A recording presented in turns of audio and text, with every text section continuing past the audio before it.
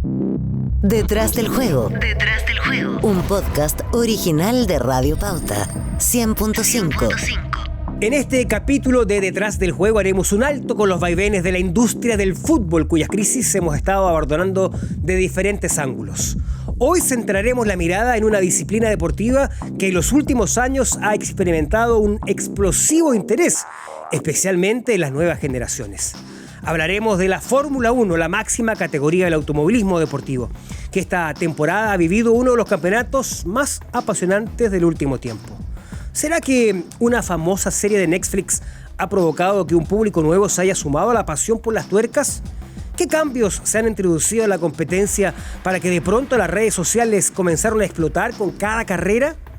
¿Cuán lejos está Chile de poder volver a tener a un piloto formando parte del gran circo de la Fórmula 1? Entre los más viejos, o mejor dicho, de los de más experiencia, tenemos el recuerdo de la presencia de Eliseo Salazar corriendo contra los mejores pilotos del mundo en la década de los 80. También de esas históricas transmisiones en la televisión abierta, en la que emergió el talento comunicador de nuestro invitado de hoy. Un personaje que da para escribir un libro. Formado profesionalmente como ingeniero civil mecánico, fue protagonista en Chile y Sudamérica como piloto de la Fórmula 4 y la Fórmula 3, también del rally.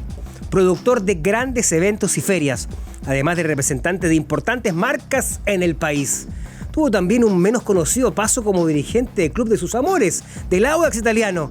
Y por si fuera poco, también sumó experiencias en el área de la cultura y del espectáculo, siendo parte, por ejemplo, de la producción del álbum y el videoclip de los Jaivas Alturas de Machu Picchu.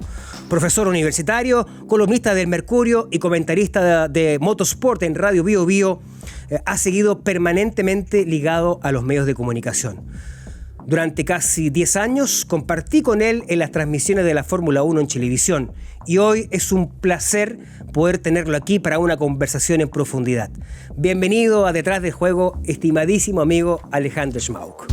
Gracias, Fernando. La verdad que con esa presentación me quedo para adentro. Pero aparte, todo es real. Y aparte de que sirve como para rebobinar y darme cuenta que ha sido una vida larga, fructífera, afortunadamente, y claro, como que uno se va olvidando de tantos frentes en los que uno en algún minuto ¿Cuál es con tu más frente, entusiasmo que otra cosa se involucró. ¿Cuál es tu frente preferido, Alejandro? ¿El de piloto, el de comentarista, el de empresario, el de productor?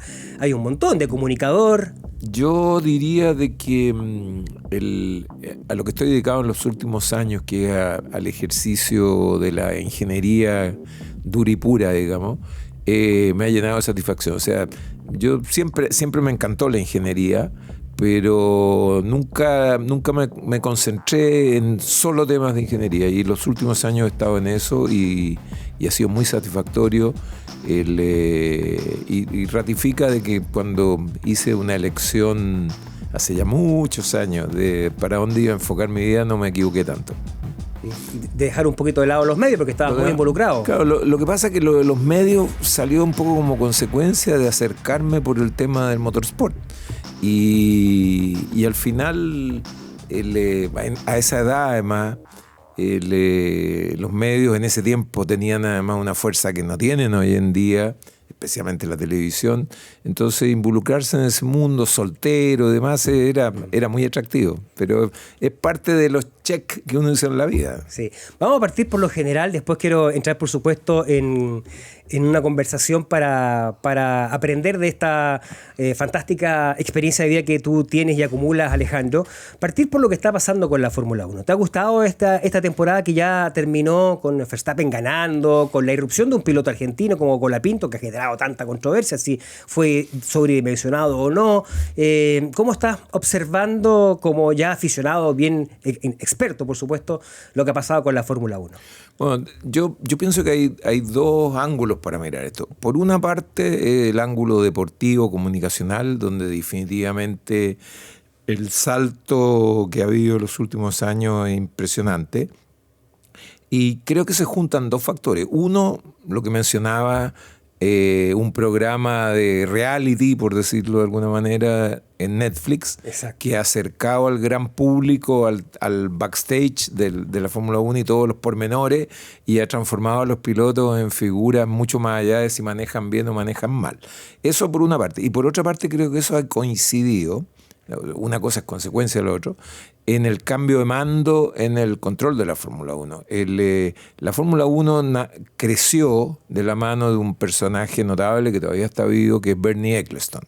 Y él fue el dueño de la Fórmula 1 por décadas y la transformó de una actividad bastante de nicho en una actividad global, con carreras en todo el mundo, con derechos de televisión multimillonarios y demás. Pero nunca entendió el tema de las redes sociales. Cuando empezaron las redes sociales a tomarse los espacios, Ecclestone prohibió que se emitieran por redes sociales imágenes, de alguna manera no visualizó lo que eso significaba. Cuando vende el paquete en una cifra que en ese minuto parecía inverosímil, más de $1.000 millones, lo toma una empresa moderna de comunicaciones y lo primero que hacen es el reality en Netflix. O sea, entendían perfecto para dónde iba el tema. ¿Qué empresa es? Liberty Media. Y eso hizo que el salto entonces fuera espectacular y llevó el interés a un público que nunca había existido. O sea, en la época que tú hacías recuerdo, nuestras lindas épocas transmitiendo Fórmula 1 en Chilevisión. En esa época nuestro público eran fundamentalmente hombres, era un público muy fiel pero muy acotado, no teníamos grandes ratings. Muy de nicho. Muy de nicho. Y sin embargo hoy en día a mí me sorprende, pero yo veo de repente los hijos, sobrinos de amigos que están súper involucrados, pero están siguiendo la Fórmula 1 con un interés. Se juntan, antes se juntaban para hacer un asado para ver los partidos de la selección. Ahora he visto jóvenes que se juntan para ver la Fórmula 1. O sea, nunca imaginable una cosa así. ¿Tú viste la serie de Netflix, Drive to Survive? ¿Qué te pareció? La he visto todas. Me parece que está bien, o sea, en general lo que se ve es real. Le ponen algún énfasis porque necesitan hacerla más vendedora, pero ese es el mundo real, o sea, la dureza que hay detrás de poder conseguir un lugar para los pilotos, lo inestable que es del punto de vista técnico, el que está un año arriba, el año siguiente puede estar abajo, las presiones que hay son inmensas, y esa serie yo creo que en general lo refleja muy bien. Este año la serie de este año va a estar buenísima porque pasaron muchísimas cosas y hubo muchas pugnas entre pilotos, enemistades que surgieron. Claro. Yo creo que va a dar para mucho. Y desde el punto de vista deportivo, ¿te parece más entretenida estas temporadas, Alejandro, en relación, por ejemplo, ya que estábamos hablando de lo que nosotros transmitimos, donde había un dominio pero aplastante de Michael Schumacher y de Ferrari? Yo recuerdo que en esa etapa coincidió junto con la erupción de Alonso, por ejemplo, eran 2 o 3 pilotos nada más. Ahora un poco está más repartido, ¿no? Sin duda. Ahora, de un punto de vista deportivo, decía yo al comienzo, dividirlo en dos aspectos. De un punto de vista deportivo, a mí personalmente me parece que se ha perdido algo del atractivo que tenía la Fórmula 1 de antes, porque, por ejemplo, y son los tiempos modernos, le sacaron el riesgo. Hoy en día no hay casi posibilidades de tener un accidente con consecuencias, porque hemos visto unos impactos con aceleraciones. El otro día el choque de Colapinto, por ejemplo, se midieron 50 G de desaceleración y se bajó caminando. Entonces, definitivamente eso que es bueno. Tú dices que, claro, que es bueno porque no hay un riesgo de la vida o de la salud del piloto. Pero eso era parte morbo, del atractivo, ¿no? Le quita morbo, exactamente. O sea, si uno pudiera asegurar de que el torero nunca, el toro le va a ganar a un torero, de repente el atractivo, esa opción al menos es parte del atractivo. ¿Están más delicados los pilotos, los de hoy, a los de antes, porque se quejan por poco? Uno da la sensación comparando, ¿no? Es que se dieron cuenta de que los comisarios son muy susceptibles a ese tipo de señales. Entonces se dieron cuenta que si reclaman, de repente consiguen que penalicen a los otros. Las pistas mismas han ayudado a que las maniobras sean excesivas. Antes, el que se salía de la pista perdía mucho tiempo o abandonaba, se quedaba enterrado en la leca o le pegaba alguna muralla o qué sé yo. Hoy en día, salvo algunos circuitos callejeros donde el que se equivoca le pega una muralla, pero los circuitos que son semipermanentes tienen espacios de escapatoria, asfaltados, pintados en distintos colores y demás, que han llevado al otro extremo, que están permanentemente penalizando salirse del límite de la pista. Pero es porque pisan la raya, no porque asumieron algún riesgo. Entonces, pasarse de los límites hoy en día o aventurar una maniobra en exceso no tiene más consecuencia que te quiten el tiempo la vuelta o un pase y siga. Pero en otros tiempos, una disputa de un lugar en una curva podía terminar con ambos protagonistas en el hospital. A propósito de series, Alejandro, estaba muy de moda también una serie, la misma plataforma, Netflix, algo sobre Ayrton Senna. ¿Cuál es tu ranking de los mejores pilotos de la historia? Porque muchos hablan de los récords de Schumacher, lo que ha hecho Lewis Hamilton, la irrupción de Verstappen ahora. Yo hago siempre la analogía con el fútbol, que la gente entiende mejor. Cada época ha tenido su mejor jugador.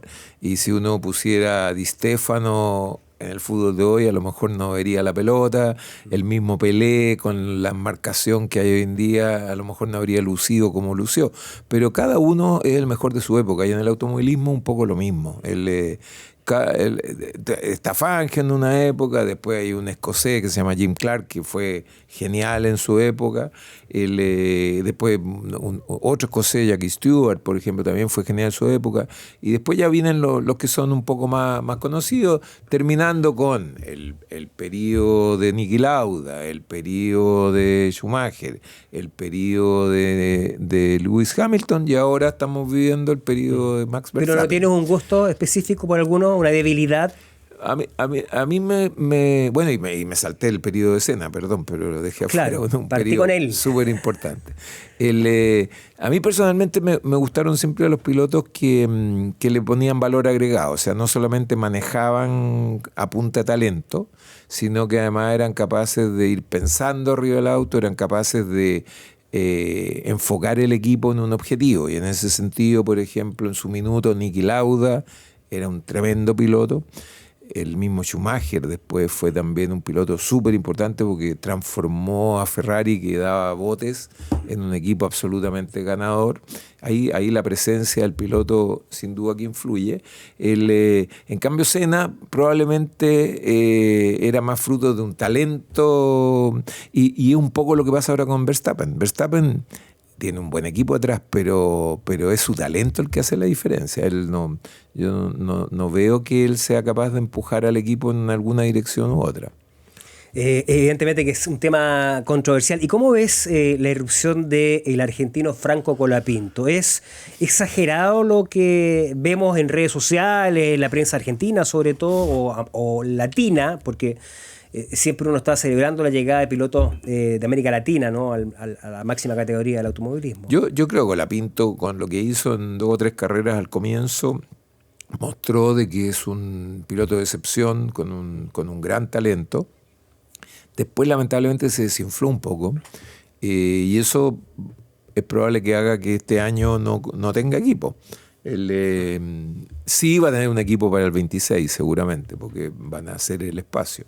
Y muestra de que el tema no es trivial, o sea, se agrandó antes de tiempo, por decirlo en términos más normales, más coloquiales. Y eso en algún minuto se pensó que incluso podía llegar a acompañar a Verstappen. Estaban todos enloquecidos. Todavía no se anuncian en todo caso los cambios de piloto relevantes. Red Bull mantiene ahí, controla 2 equipos, entonces lo que haga Red Bull podría hacer espacios para un Colapinto en un caso dado. Pero lo que mostró, y lo otro destacable, y que el próximo año, o sea, ahora ya, el 25, es que va a haber una renovación de pilotos no menor, y van a entrar 5 o 6 pilotos, todos nacidos este siglo. O sea, definitivamente son... Hay un cambio generacional importante. Absolutamente. Y de reglas del 2026, ¿no? De reglas el cambio del 26. ¿Qué es lo que se viene ahí, Alejandro? Se viene un cambio reglamentario. Antes de ir al cambio del 26, en ese sentido me gustaría destacar que es probable que el próximo año tengamos un campeonato muy competitivo, porque cuando no hay cambios de reglas, más o menos los equilibrios entre los equipos se mantienen. Y este año terminamos, si tomamos la segunda mitad del campeonato, había 4 equipos que podían ganar. Y eso mi impresión es que va a continuar tal cual el próximo año. Así que este año ganó Verstappen el campeonato por la ventaja que acumuló en la primera mitad. Con el colchón que hizo al comienzo. Exactamente. Si no, podría haber estado abierto para cualquiera. Claro. Y en ese contexto, bueno, McLaren parte con la ventaja que es el que terminó en mejor condición. Y van a aprovechar, como digo, el que no hay un cambio de reglamento profundo. A partir del 26, con un cambio de reglamento profundo, pueden pasar muchas cosas. Sucedió, por ejemplo, que veníamos de un dominio Mercedes, que Lewis Hamilton ganaba todo. Cambiaron el reglamento y el que leyó mejor el reglamento fue Red Bull, y a partir de ese minuto Mercedes no ganó nunca más. Claro. Y han pasado 4 años y sigue ganando. Ahora recién está empezando. Ahora ganó McLaren en el Campeonato Mundial de Constructores. Pero me refiero que Mercedes, por ejemplo, que es un dominador absoluto, cuando cambiaron el reglamento quedó relegado. Y eso podría pasar el 26 cuando cambien el reglamento, que los equipos que hoy son dominadores se equivoquen en la lectura del nuevo reglamento. Tú me preguntabas, ¿qué tiene el nuevo reglamento? Exacto. Tiene, por una parte, han puesto énfasis en el tema eléctrico. Los autos a partir del 26, hoy en día tienen algo así como el 20% de su potencia viene de origen. Los autos son híbridos, tienen motor a combustión y esa combustión es con un combustible que hoy en día es 10% renovable. Y tienen un motor eléctrico con baterías, que esas baterías se recargan en los frenajes y demás. Perfecto. Entonces, eso pasa a ser el 50% de la energía a partir del 26, que va a significar que los autos van a ser aún más complejos en términos de peso, porque van a necesitar más baterías para mover esa mayor cantidad de potencia en los motores eléctricos.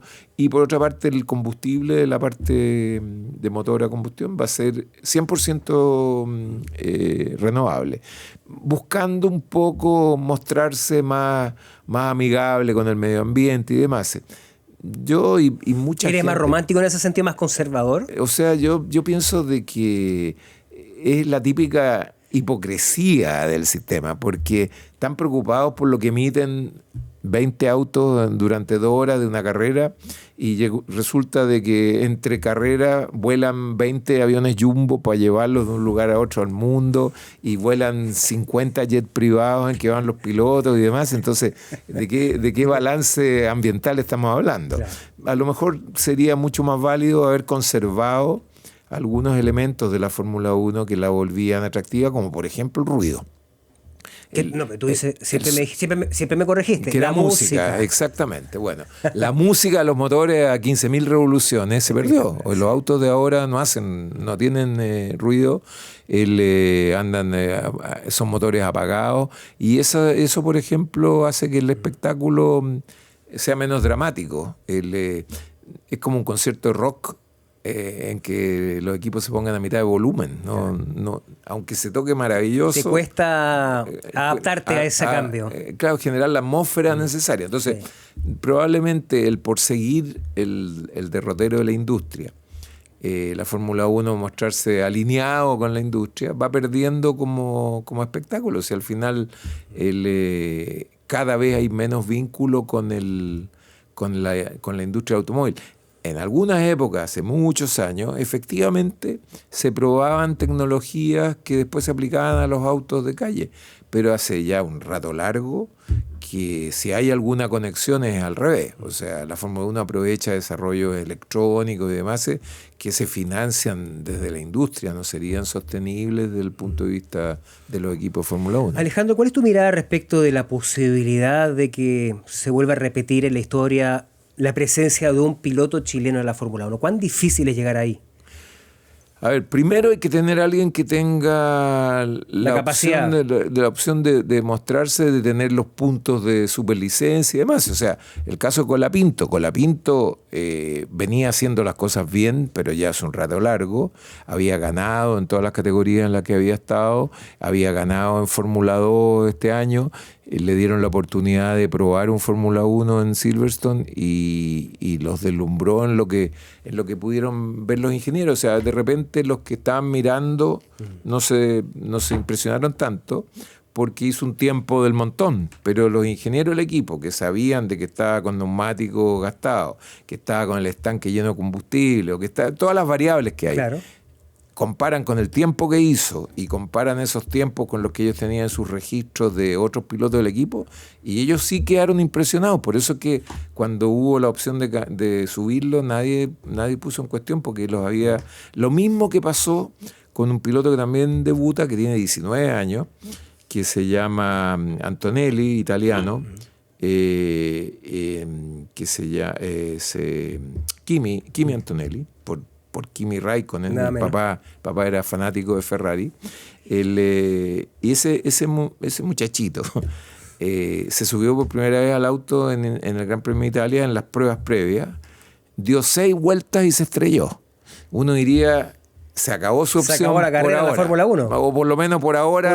Por el momento. Bueno, y lo confirmaron. Mira. A por sus registros, por todo el camino. Porque en esas 6 vueltas dejó tiempos y registros y aceleraciones y demás que los dejó locos a los de la ingeniería. Entendemos, por supuesto, que es un mundo complejo de muchas variables, pero se ha hablado mucho de la posibilidad del Nico Pino. ¿Cómo lo ves tú a un piloto chileno que ha querido, por lo menos, ha expresado su sueño de estar algún día en la Fórmula 1? Es que eso, dices bien, ha expresado su sueño, pero él está participando en campeonatos que no van, ese no es el camino a la Fórmula 1. O sea, él se saltó prácticamente todos los campeonatos de autos monoplaza. Él ha estado siempre en autos prototipos, biplazas y demás. Estuvo en la Fórmula 3 británica un tiempo. Un ¿no? año. Un año. Sí. Y lamentablemente... Ese era el camino, ¿no? Ese era el camino. De hecho, en ese campeonato que él estuvo había un par de pilotos que ahora ya son pilotos de reserva de algunos equipos de Fórmula 1. Pero la diferencia es que cuando él estuvo ahí, sus registros eran de la mitad para atrás.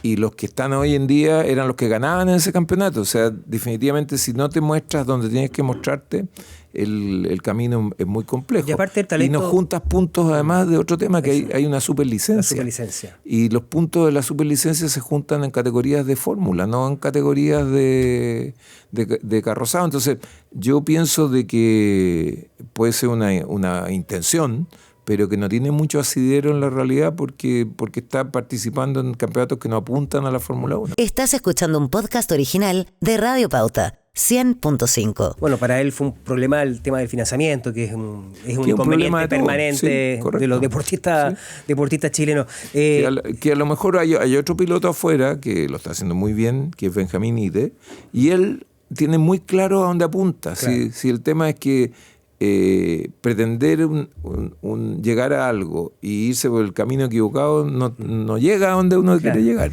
Alejandro, ¿cuál es tu mirada y tu análisis del momento del automovilismo chileno?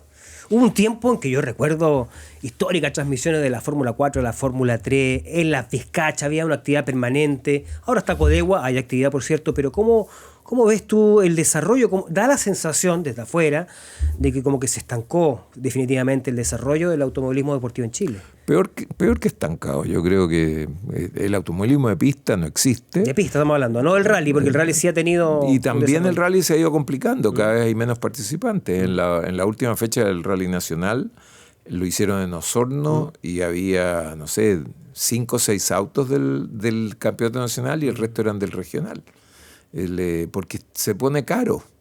El rally, como se está usando reglamento mundial para que los chilenos puedan participar de la fecha del mundial que se hace en Concepción, se volvió prohibitivo para un piloto normal, llamémoslo así. Pero tu mirada general, entonces, iba a decir que... Yo creo que en el automovilismo de pista está definitivamente desaparecido.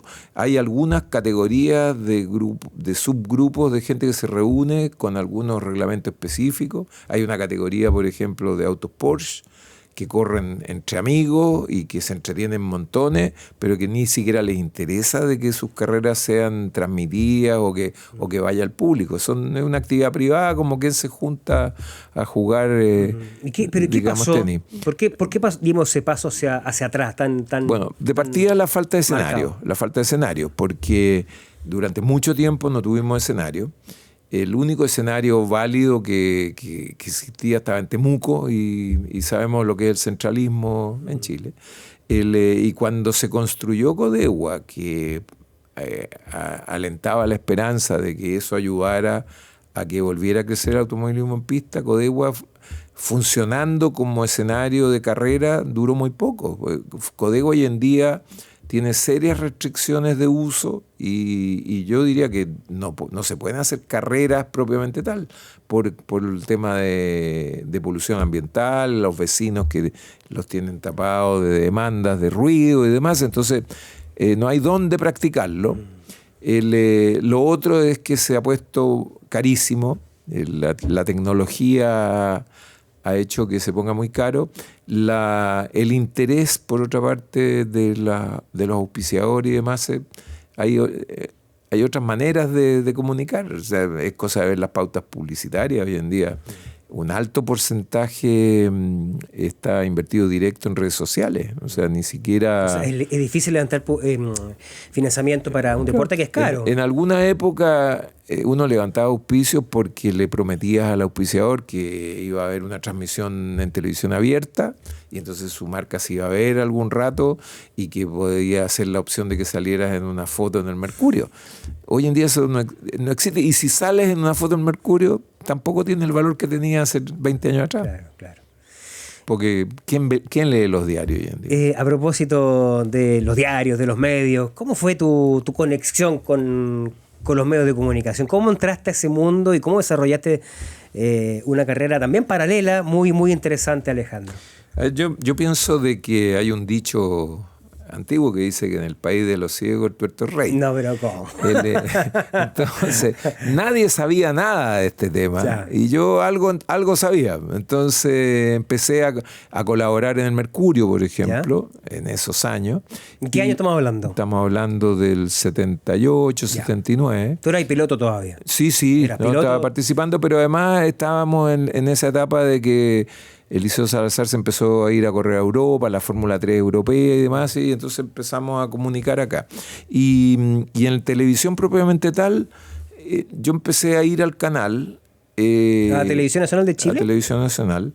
Y entonces estaba detrás de bambalina y le iba soplando al Sapo Livingston o a Pedro Carcuro. Y llegó un minuto, no sé, 3 o 4 fechas, que el Sapo, con esa pachorra que era tan característica, dijo: ¿qué estamos leseando los temas acá detrás? Que se siente adelante, porque entre que esté soplándonos, que lo diga directamente. Y me sentaron ahí en algo que se suponía que iba a ser esporádico y significó 30 y tantos años en los comentarios de la Fórmula 1. O sea, fue el Sapo Livingston, don Sergio Livingston, Sergio, sí. Que te tenían a ti como una persona que estaba apoyando la transmisión, claro, además que, detrás de cámara. Las transmisiones en ese tiempo no tenían nada que ver con hoy en día. Claro. Hoy en día tú estás conectado a un soporte de información online, los tiempos online, todo. En ese tiempo te limitabas a comentar o a relatar lo que veías en una pantalla, que además era una imagen media borrosa, no siempre... No era HD. No era HD. Claro. Y además normalmente los monitores de los canales eran peores que el televisor que uno tenía en la casa. Entonces, a veces se caía blanco y negro el tema. Entonces, la información que uno tenía era muy poca. Y entonces, y ahí ya te pusiste frente a la cámara. ¿Y cómo fue esa experiencia? ¿Te cambió en algo la vida? Porque comenzaste a ser conocido. Pero con otros públicos. Más que la Fórmula 1, yo te diría lo que de ese punto de vista me cambió, o sea, me hizo relativamente más conocido, fue el Zoom Deportivo. El Zoom Deportivo. El Zoom Deportivo, porque estuve, 11 años en el Zoom. Y el Zoom era transversal a todos los deportes. Es verdad. Entonces, la gente que quería ver los goles, bueno, se quedaba para ver algo. Y entonces hacíamos bloques de Fórmula 1 y bloques de automovilismo nacional. De hecho, perdón que te interrumpa, Alejandro, de hecho yo tengo muy en la mente una parodia de Happening con Ja, en donde aparece el Pato Torres personificando tu figura como Alejandro Muac. En una transmisión del Jeep Fan Race y me tapaban de barro. Sí, claro, sí, con un terno blanco más encima que era cubrir el rally. Es que lo que pasa es que el terno blanco era el uniforme del Zoom ese año. Sí, efectivamente tuvimos un terno blanco. Ahora, yo pienso de que eso fue una época... Además, el Zoom era un programa que iba como muy tarde el domingo, ¿no? Muy tarde el domingo y en vivo. Exactamente. El Zoom no se grababa. En algún instante se intentó grabar y la típica, empezábamos a grabar a las 10 de la noche y íbamos al aire y todavía no terminábamos de grabar. Entonces al final, porque cuando va grabado hay un relajo que hace que haya que paren, vuelta. Bueno, cuando iba en directo. Y eso implicaba trasnochar en forma importante. ¿Cuántos años transmitiste la Fórmula 1 en televisión abierta? TVN fueron como entre las transmisiones propiamente tal y los bloques en el Zoom deportivo, como 20 años. Muchísimo. Sí. Y después en Chilevisión, que parece que hubiera sido poco, fueron 10. Exactamente. Fueron 10 años. ¿Y es verdad que tú tenías los derechos de transmisión en Chile? En algún minuto, cuando... ¿Y lo negociaste con Bernie Ecclestone? Así es. Cuéntame ese. ¿Cómo fue eso? Lo que pasa es que había un argentino que todavía es protagonista y ha estado metido en los temas con la Pinto, que se llama Felipe Magó. Ah, perfecto, sí. Y Felipe se hizo muy cercano a Ecclestone y Ecclestone le dijo, oye, Sudamérica es un lío, tengo que entenderme con un montón de gente y qué sé yo. ¿Por qué no te quedas tú con los derechos de Sudamérica y renegocia tú? Entonces hicimos con Felipe Magó y un uruguayo y un paraguayo también, un paquete, y se le hizo una oferta y entonces nos repartíamos los derechos para cada uno para su respectivo Perfecto. país. Y a Ecclestone yo lo conocí esporádicamente, nunca tuve que negociar con él propiamente tal. Ahora, con Ecclestone tengo una anécdota que creo que acá tenemos tiempo, así se puede contar. Y que muestra cuán involucrado estaba en todo.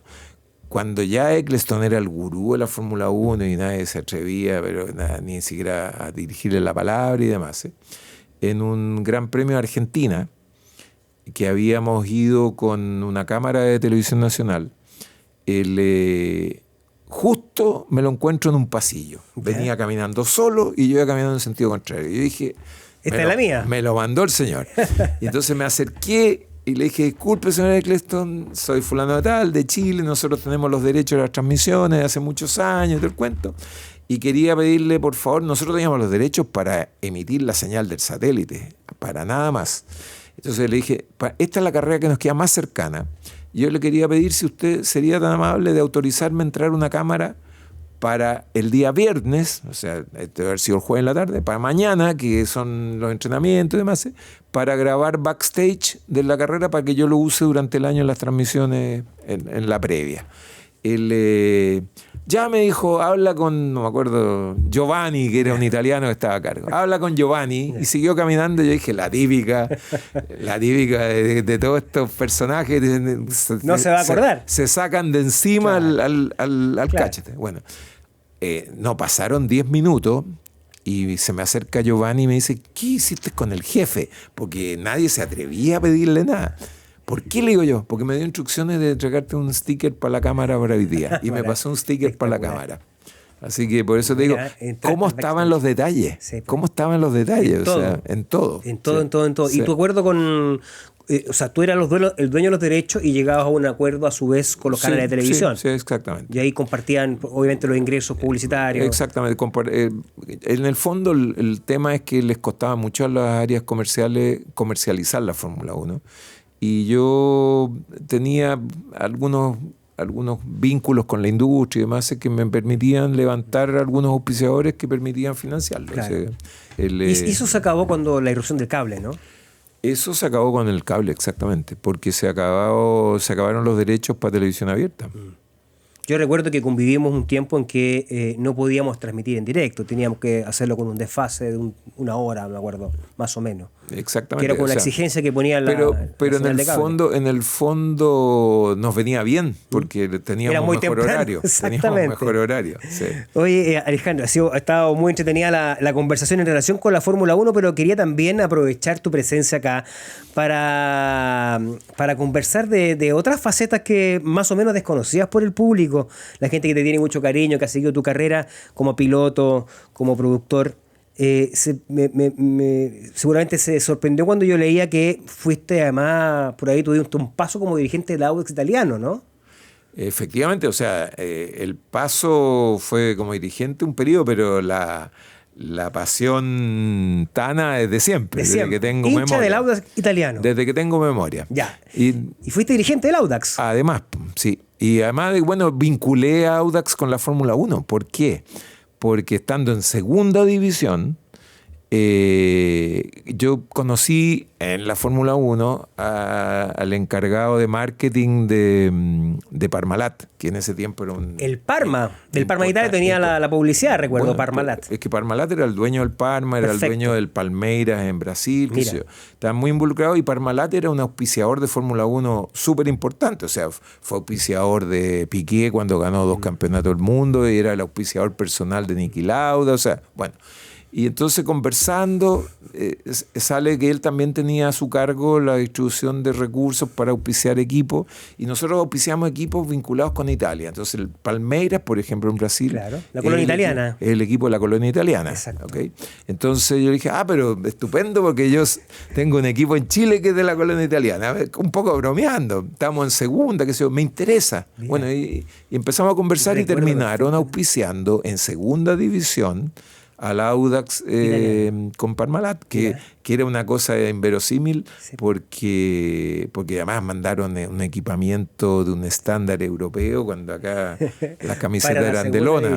Con el antiguo Estadio de la Florida. Exactamente, muy. Bueno, de hecho, como parte del convenio era ir a jugar la Copa Parmalat, que se jugaba entre todos los equipos patrocinados por Parmalat. Entonces se jugó en Sao Paulo, y estaba Palmeiras, estaba Benfica de Brasil, de Portugal, que era también patrocinado por Parmalat, estaba Estrella Roja y Audax Italiano, equipo de segunda división chilena en esa Copa Parmalat. ¿Y cuánto tiempo estuviste vinculado a la dirigencia del club Audax Italiano? Hasta que volvimos a primera, diría yo, porque ya cuando ya estaba en primera ya era más atractivo ser dirigente, en segunda nadie ¿y tuviste ahí algunos inconvenientes con la dirigente otro dirigente del Audax? No. ¿Quién estaba de presidente? ¿Valentín? Valentín tomó el control después. O sea, y en esa época en que tú estuviste como dirigente, ¿quién era? El presidente era mi queridísimo amigo Antonio Mauriciano, con quien seguimos siendo partner hasta el día de hoy. Alejandro, ¿y cómo ves la realidad hoy de Audax, que ya le queda poco a italiano?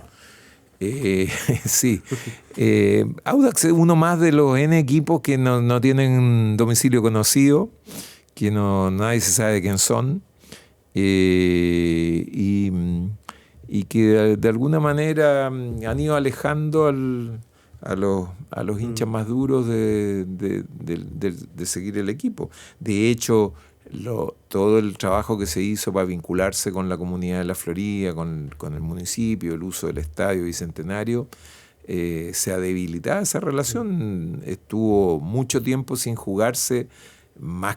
El argumento era que había un vacunatorio, pero la pandemia se había acabado hace rato y seguían sin sacar el vacunatorio, porque era de alguna manera una manera de presionar para que no jugara Audax ahí, porque era una pugna entre los dirigentes y la municipalidad. Exactamente. Entonces, ¿te sientes poco identificado por este Audax? O sea, lo que pasa es que, como decían en esa película maravillosa, Campanella... Es de Campanella, creo, sí. El secreto de sus ojos. ¿Sí? Cuando dicen que uno puede cambiar todas las cosas en la vida. Menos el equipo de fútbol. Menos el equipo de fútbol. Da lo mismo que en el dueño, da lo mismo que juega. Y sigue siguiendo entonces los partidos. Y sigo yendo a la Florida. No te pregunté cuál es tu escudería favorita, no te lo pregunté, se me olvidó. Lo que pasa es que uno con la escudería, a mí me gusta Williams, por ejemplo. Williams. Porque tengo un muy buen recuerdo del Williams de la época cuando estaba todavía Frank Williams en plenitud, de un ingeniero que él tenía que era Patrick Head, a quien yo seguía mucho y además en una época posterior, que cuando llegó Andrew Newey. Andrew Newey empezó a mostrarse ya en las ligas mayores justamente en Williams. En esa época me gustaba porque con pocos recursos, nunca fue una escudería de muchos recursos, hacían muchísimo. Hacían mucho. Sí. Oye, y lo otro, que obviamente me tienes que contar esta historia. ¿Cómo fue involucrarse en la producción del álbum y el videoclip de los Jaiba, Altura de Machu Picchu? ¿Cómo llegaste allí, Alejandro? Lo que pasa es que el director de ese documental, porque es bastante más que un videoclip. Sí, un documental. Es bastante más que un videoclip. Es Reinaldo Sepúlveda, amigo el histórico mío. relator histórico director de televisión. Sí, y Reinaldo es amigo mío desde la juventud, perfecto. Es padrino de mi hijo menor y todo el cuento. Entonces, estábamos en algún asado, además. No te puedo creer, un asado. Habría que hacer algo, porque recién había salido el álbum de Altura de Machu Picchu. Y yo había estado justo en Machu Picchu de turista y dije, aquí hay una conexión, hay una mística, todo el cuento. Y entonces fueron agarrando vuelo, se conectaron con ellos que vivían en París en ese tiempo y empezaron a ver la manera de poder sacarlo adelante. Y en algún minuto, como típico de estos proyectos, se topó con que no había los recursos necesarios. Y a mí me pareció que era tan válida la opción que entonces fui al banco y conseguí los fondos. Tú fuiste el productor ejecutivo de alguna manera. Exactamente. Sí. Ahí los que hicieron el trabajo televisivo fue Reinaldo, por supuesto, y el que fue productor de la puesta, el productor en terreno, digamos, fue alguien que después muchos del ambiente los tienen que ubicar, que fue gerente de programación de Mega, Fernando Mans.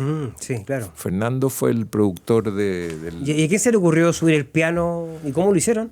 El piano blanco, ese famoso. El piano blanco, de partida pintar un piano blanco. Lo pintaron. Yo creo, sí. Bueno, hay muchos pianos blancos. Y lo que pasa es que el gobierno peruano, cuando supo de este proyecto, se entusiasmó mucho y colaboraron muchísimo. Entonces fue un helicóptero de la Fuerza Aérea Peruana el que subió el piano. En un helicóptero. Sí.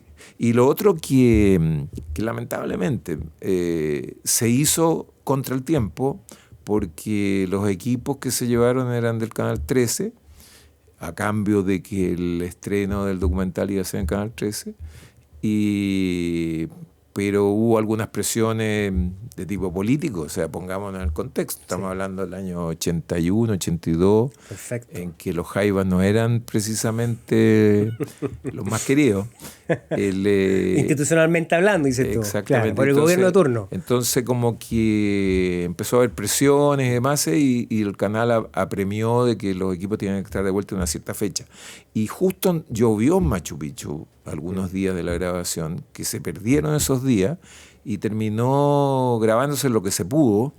Y de hecho en la edición podría haber sido muchísimo mejor si hubiera habido más material, pero se hizo con lo que había. Con lo que había. Hoy hemos revisado un montón de facetas, Alejandro, y yo te quiero agradecer que haya estado dispuesto. Una faceta que tiene que ver con comunicaciones y que no pusiste ahí, que además entre mis voladas armamos una revista de deporte en Chile. Yo decía, ¿cómo Chile no tiene una revista de deporte? Y todos me decían, en Chile no se financian, se pierde plata y todo. Y yo dije, no, ¿cómo no? Y hice un balón. Y efectivamente se pierde plata con las revistas en Chile. ¿Verdad que estuviste detrás de Don Balón? Se me había pero Don Balón le tengo el mejor de los recuerdos porque fue un tremendo lugar de formación de periodistas. Sí. Hoy en día yo te diría que el 90% de los periodistas que han destacado en el mundo de periodismo deportivo pasaron por Don Balón. Me faltó pasar por Don Balón. Me faltó. Sí. No conozco. O dije 90%, ¿no?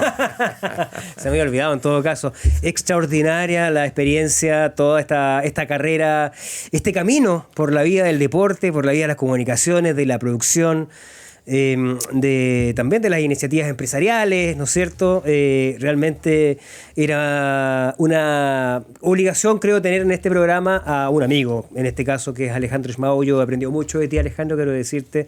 Eres una persona muy generosa, además, como compartes tus conocimientos, y yo creo que todos quienes han trabajado contigo en diferentes ámbitos, creo que comparten esa sensación. Así es que este es un programa dedicado para ti, un programa para reconocer también toda tu trayectoria, esperando que, bueno, sigues vinculado, por supuesto, pero tenerte mucho tiempo comentando la Fórmula 1, que está tan de moda nuevamente. Esperemos que la salud me acompañe, que el Señor me dé fuerzas para seguir vinculando, porque cuando uno ve toda esa trayectoria, hay muchos años detrás. Exactamente. O sea, ya tengo 73 años, no es una edad menor. Absolutamente. Y bien medida por lo que hemos podido contarles en este capítulo. Yo quiero agradecer una vez más a Alejandro Schmau, que ha estado con nosotros en Detrás del Juego. También a todos ustedes que han estado comentando. Sigan haciéndolo, por supuesto, en todas nuestras plataformas, en Spotify, en YouTube. La invitación y el agradecimiento a quienes han estado en sintonía, nuestra señal de aire de Radio Pauta todos los domingos, todos los podcasts, y también invitarlos a que revisen todos los capítulos que están disponibles en todas nuestras plataformas digitales. Nosotros nos reencontramos en un siguiente capítulo de Detrás del Juego. Detrás del Juego. Detrás del Juego. Un podcast original de Radio Pauta 100.5.